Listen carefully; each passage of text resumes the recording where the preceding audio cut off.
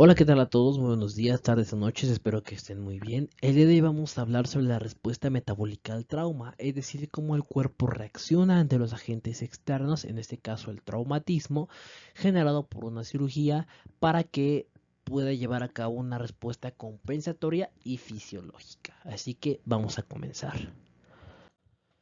Lo primero que hay que saber es que todo estrés, o sea, todo impacto de estrés genera un problema al organismo. Es decir, el estrés físico, emocional, el estrés de cualquier índole genera un problema en el organismo. Es decir, genera liberación de cortisol, alteración del sistema nervioso simpático, etcétera. En el caso de las cirugías no es un trauma menor, por ello el estrés que se genera es bastante amplio. Es una respuesta del organismo a la agresión que recibe el tejido, donde se activa el sistema nervioso simpático, sobre todo en múltiples vías neuroendocrinas que ahorita vamos a explicar. Es un sistema aferente, es decir, un sistema de entrada desde la zona del impacto hasta la zona de la corteza cerebral, por ejemplo, y el regreso de las señales. Activación de múltiples mecanismos, no únicamente de tipo del sistema nervioso, también hay neuroendocrinos, sistemas endocrinos puros, hormonales, etcétera, generados por estrés físico o el estrés metabólico que se ha provocado a través de la cirugía, ¿no? Que en este caso es el factor estresante principal. Ahora, ¿qué factores estimulan al cuerpo humano? Bueno, de manera general tenemos que cualquier alteración del volumen, por ejemplo en un choque hipovolémico, en una hemorragia, en cualquier choque o situaciones que generan una depresión del volumen por una hipoperfusión, va a generar un factor estresante, un daño a la concentración de oxígeno, una alteración en el CO2, cambios en los hidrogeniones, presentación del dolor, es decir, el mismo dolor per se genera estrés y por lo tanto este estrés, liberación de más factores estresantes, estímulos emocionales alterados, o sea, la misma ansiedad, depresión, miedo por la cirugía puede llegar a provocar este tipo de sensaciones, el sustrato energético, es decir, cualquier alteración en la composición de la energía, por ejemplo, el cambio de glucosa por lípidos, triglicéridos, etcétera, cambios de la temperatura, pues por eso les decía en videos anteriores que es importante mantener una eutermia, ok, no caer en hipotermia ni en hipertermia. Y algunos factores que estimulan la respuesta biológica al traumatismo van a ser la hemorragia, deshidratación, hipovolemia, etcétera. Todos los que ya les mencioné, que se pueden resumir en los puntos que les dejé a un lado derecho. Ahora, este es un diagrama muy general del sistema neuroendocrino de lo que ocurre cuando hay una activación, ¿no? De forma general hay un traumatismo, aquí pues es bastante explícito, hay un estímulo por vía aferente, es decir, desde la entrada de esta zona hasta la llegada en este punto, o sea, aquí se puede llegar a observar cómo es que está este traumatismo.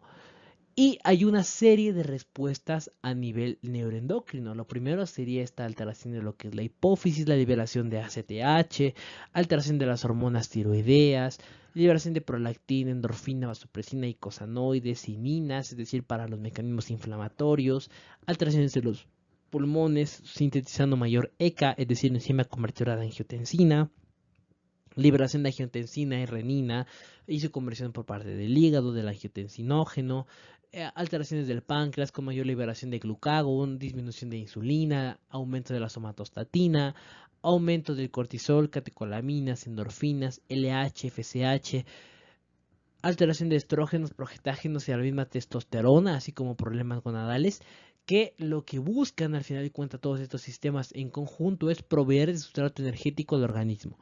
¿Por qué?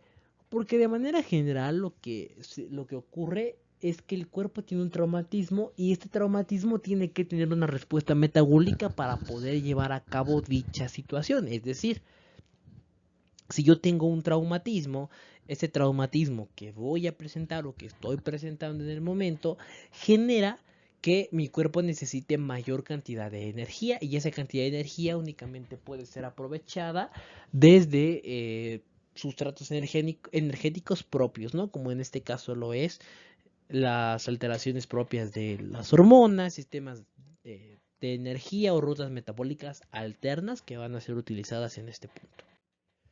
Ahora, ¿cómo actúa el sistema neuroendocrino? Es un sistema complejo, ¿no? De forma general hay que saber que el sistema nervioso simpático va a haber un impacto aferente, es decir, una señal de entrada. Si yo me corto el dedo, siento el dolor porque fue una señal de afuera hacia adentro, ¿no? Una señal de entrada. Esta señal de entrada provoca un factor de estrés, es decir, si yo me corto el dedo, pues voy a tener un estrés, una liberación de catecolaminas y a su vez libera pues lo que es adrenalina, ¿no? La norepinefrina. Hay un aumento de taquicardia y gasto cardíaco por el mismo sistema nervioso simpático, una elevación del sistema RAS, es decir, renina, angiotensina y aldosterona. A su vez, este mismo sistema nervioso simpático que estimula las catecolaminas eleva el cortisol y el cortisol a su vez provoca una hiperglicemia, elevación de TA, depresión del sistema inmune y cambios metabólicos. De hecho, la glicemia es tan importante que incluso en pacientes no diabéticos debe de ser un control principal dentro de la cirugía, ya que si ésta llega a tener cualquier elevación puede provocar disfunciones a nivel de la viscosidad sanguínea y de los mecanismos de transporte del sistema inmunológico. De ahí la importancia que la hiperglucemia cause o sea un agente causal o se tome como factor de riesgo para pacientes con inmunosupresión. Este diagrama me gustó mucho porque básicamente expone la situación del sistema neuroendocrino. Primero, la norepinefrina, que sería esta hormona que está aquí liberada por las catecolaminas, actúa gracias a la hormona reguladora del cortisol.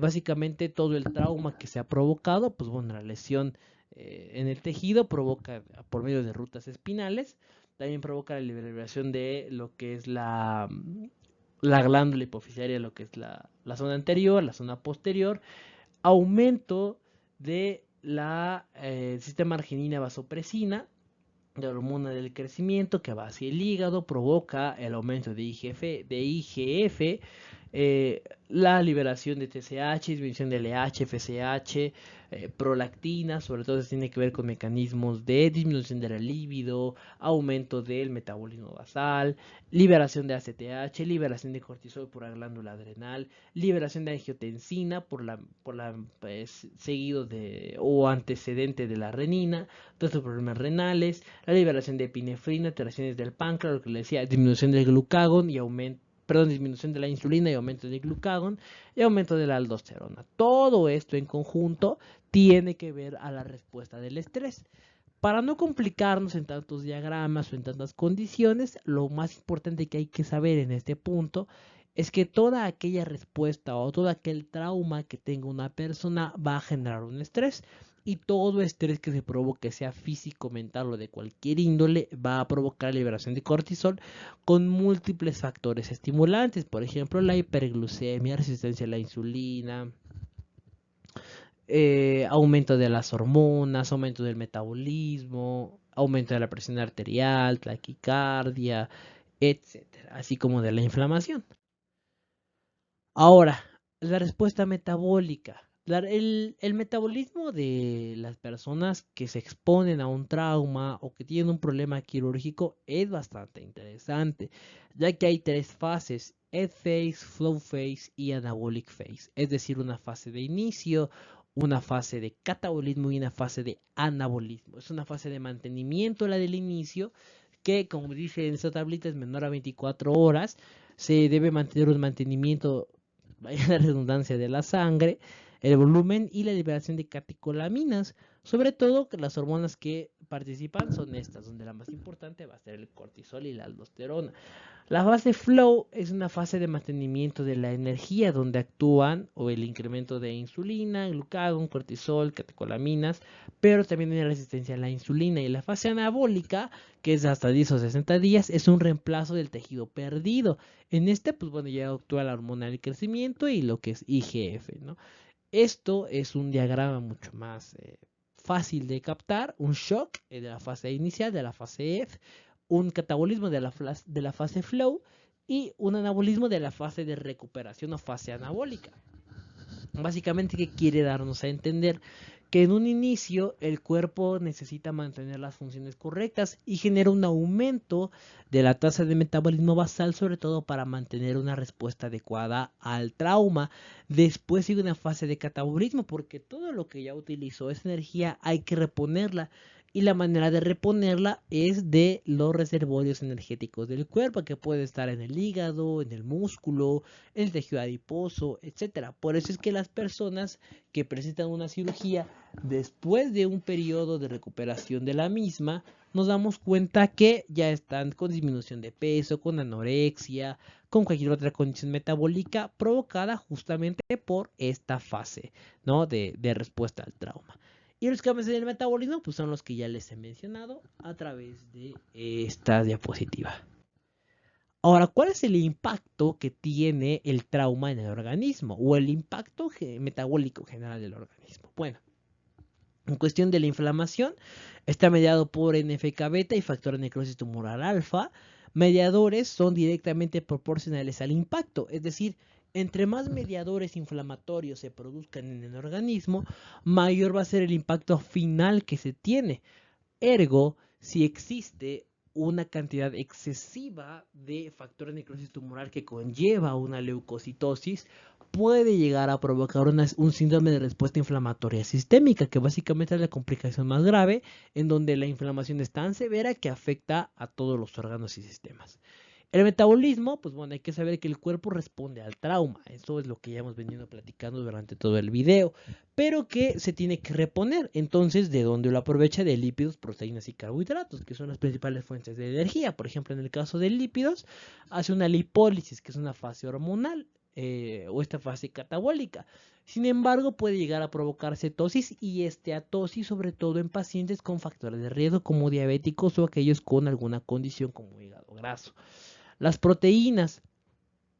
Cuando se habla de una pérdida mayor de 0.5 kilogramos de pérdida en adultos, ya estamos hablando de una pérdida grave.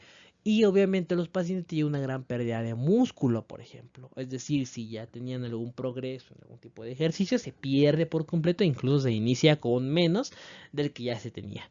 La fase catabólica es esta fase enorme donde necesitan muchos hidratos energéticos y el cuerpo los saca de donde puede. Y la reducción de albúmina, que ese es un parámetro importante, sobre todo para cualquier efecto de la ósmosis en el organismo. Y los carbohidratos, bueno, están dentro del organismo por mecanismos compensatorios. Su reacción es de gluconeogénesis, o sea, una producción a través de una producción nueva de glucosa a través de los reservorios, y la reducción de insulina, sobre todo para que esta glucosa se aproveche. Sin embargo, existe algo muy interesante que es la resistencia a la insulina. La resistencia a la insulina se provoca porque esta insulina no puede almacenar de forma adecuada los adipocitos. Hay un aumento de la lipólisis, hay un aumento de los ácidos grasos libres y tejido ectópico excedente de depósito. Hay una beta oxidación, un derivado de los mismos ácidos grasos, una lipotoxicidad, aumento del estrés oxidativo y finalmente difusión de las células beta. Todo esto es el mecanismo normal de la resistencia a la insulina.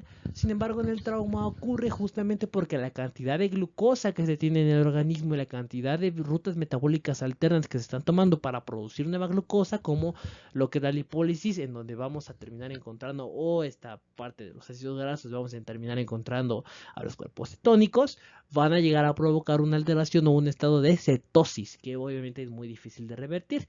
Sin embargo, es importante reconocerlo, sobre todo para que todo estrés quirúrgico, sobre todo en pacientes diabéticos o con comorbilidades o con cualquier condición como resistencia a la insulina, no termine afectando además al mismo. Y ahora, ¿cuál sería el resumen del estrés quirúrgico?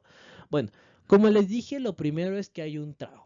¿Ok? El trauma tiene una vía aferente. Esa vía aferente activa señales del cerebro que liberan un sistema neuroendocrino que tiene que ver con la vasoconstricción a través del sistema renina-angiotensina, el efecto inotrópico a través del corazón, taquipnea, el efecto metabólico a través de las rutas expuestas como la gluconeogénesis, la alteración de la fase caquéxica o una fase catabólica en la que se pierden proteínas y una fase anabólica o de recuperación. Y estos son los cambios en la secreción durante la cirugía. Por ejemplo, la glándula pituitaria, un incremento en la secreción de ACTH, la glándula adrenal, incremento en las catecolaminas, el páncreas en la secreción de glucagón, decremento o decreción de la insulina, tiroides, decreción de la tiroxina y triiodotironina, y el riñón, incremento de la renina, y otros, decremento de la testosterona y estrógeno. Por ello es que la libido durante el periodo postquirúrgico es bastante disminuida.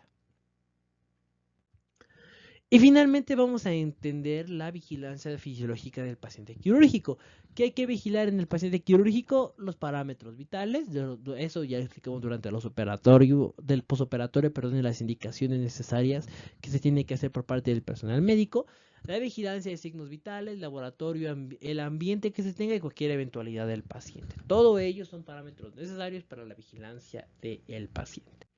Y bueno, muchas gracias por haber visto el video, espero les haya servido, les haya gustado, ya saben que si les gustó pueden suscribirse, darle like, compartirlo.